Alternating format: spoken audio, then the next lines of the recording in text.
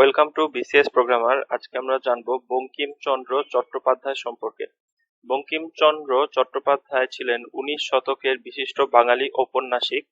বাংলা গদ্য ও উপন্যাসের বিকাশে তার অসীম অবদানের জন্য তিনি বাংলা সাহিত্যের ইতিহাসে অমরত্ব লাভ করেছেন। তাকে সাধারণত প্রথম আধুনিক বাংলা ঔপন্যাসিক হিসেবে গণ্য করা হয়, তবে গীতার ব্যাখ্যাদাতা হিসেবে, সাহিত্য সমালোচক হিসেবেও তিনি বিশেষ খ্যাতিমান।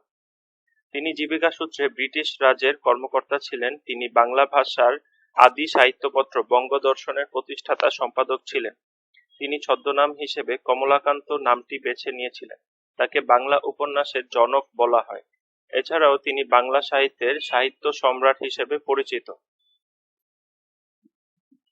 বঙ্কিমচন্দ্র রচিত আনন্দ মঠ উপন্যাসের কবিতা বন্দে মাতরম 1937 সালে ভারতীয় জাতীয় কংগ্রেস কর্তৃক ভারতের জাতীয় স্তোত্র হিসেবে স্বীকৃতি পায়।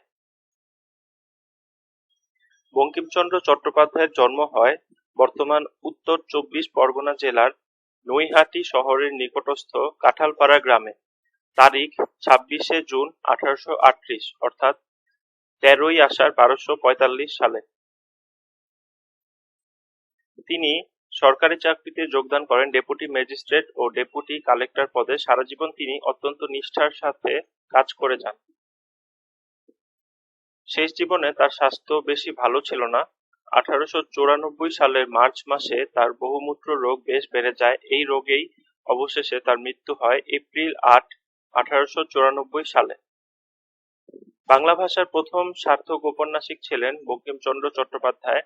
দুর্গেশ নন্দিনী ছিল প্রথম সার্থক বাংলা উপন্যাস, যেটি বাংলা সাহিত্যের দ্বার উন্মোচন করেছিল। বঙ্কিমচন্দ্র চট্টোপাধ্যায় মোট 15টি উপন্যাস লিখেছেন। এর মধ্যে একটি ইংরেজি ভাষার উপন্যাস ছিল। বঙ্কিমই বাংলা ভাষাকে প্রথম সত্যিকারের মর্যাদা দিয়েছিলেন। তার রচনা বঙ্কিমী শৈলী বা বঙ্কিমী রীতি নামে পরিচিত। গ্রন্থ তালিকা: উপন্যাসগুলো হচ্ছে দুর্গেশ নন্দিনী, কপালকুণ্ডলা, মৃণালিনী, বিষবৃক্ষ, ইন্দিরা, যুগলাঙ্গুরীয়, চন্দ্রশেখর, রাধারানী, রজনী, কৃষ্ণকান্তের উইল, রাজসিংহ, আনন্দ মঠ, দেবী চৌধুরানী ও সীতারাম।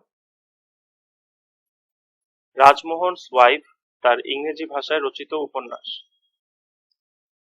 প্রবন্ধ গ্রন্থ: কমলাকান্তের দপ্তর, লোকরহস্য, কৃষ্ণচরিত, বিজ্ঞান রহস্য, বিবিধ সমালোচনা, প্রবন্ধ পুস্তক, সাম্য, কৃষ্ণচরিত্র, বিবিধ প্রবন্ধ, মুচিরাম গুড়ের জীবনচরিত।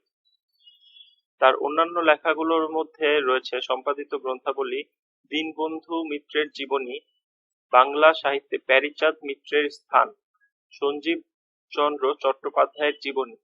তার বিবিধ লেখার মধ্যে আছে ললিতা, ধর্মতত্ত্ব, সহজ রচনা শিক্ষা, শ্রীমদ্ভগবদ্ গীতা, কবিতা পুস্তক। আসুন জেনে নেই বঙ্কিমচন্দ্র চট্টোপাধ্যায় সম্পর্কে আরো কিছু তথ্য। কমলাকান্তের দপ্তর একটি ব্যঙ্গাত্মক রচনা। বইটি ডিকুন্সির confession of an English opium eater অবলম্বনে রচিত। সাম্য প্রবন্ধটি লেখক বাজার থেকে প্রত্যাহার করে নেন। রাজমোহনস ওয়াইফ বইটি লেখকের প্রথম উপন্যাস, ইংরেজিতে লেখা। দুর্গেশ নন্দিনী লেখকের প্রথম বাংলা উপন্যাস, বাংলা সাহিত্যের প্রথম সার্থক উপন্যাস। এর অর্থ দুর্গপ্রধানের কন্যা। কৃষ্ণকান্তের উইল লেখকের সর্বশ্রেষ্ঠ উপন্যাস। এটি একটি সামাজিক উপন্যাস। রাজসিংহ উপন্যাসটি ঐতিহাসিক উপন্যাস। আনন্দ মঠ উপন্যাসটি 76-এর মন্বন্তর পটভূমিতে সন্ন্যাসী বিদ্রোহের ছায়া অবলম্বনে রচিত। আসুন দেখে নেই বিভিন্ন সরকারি বেসরকারি চাকরিতে আসা বিভিন্ন প্রশ্ন। কপালকুণ্ডলা কোন প্রকৃতির রচনা? রোমান্সমূলক উপন্যাস। বঙ্কিমচন্দ্র চট্টোপাধ্যায় রচিত প্রথম উপন্যাস কোনটি? দুর্গেশ নন্দিনী। আনন্দ মঠ উপন্যাসটি কার লেখা? বঙ্কিমচন্দ্র চট্টোপাধ্যায়। সাহিত্য সম্রাট কে? বঙ্কিমচন্দ্র চট্টোপাধ্যায়। বাংলা সাহিত্যের প্রথম সার্থক ঔপন্যাসিক কে? বঙ্কিমচন্দ্র চট্টোপাধ্যায়। বাংলা সাহিত্যে পাশ্চাত্য আদর্শে প্রথম সার্থক উপন্যাস রচয়িতা কে? বঙ্কিমচন্দ্র চট্টোপাধ্যায়। বাংলা সাহিত্যে প্রথম সার্থক উপন্যাস কোনটি? দুর্গেশ নন্দিনী। মৃণালিনী কার রচনা? বঙ্কিমচন্দ্র চট্টোপাধ্যায়। আজ এ পর্যন্তই। আমাদের চ্যানেলটি ভালো লাগলে সাবস্ক্রাইব করুন। Thank you.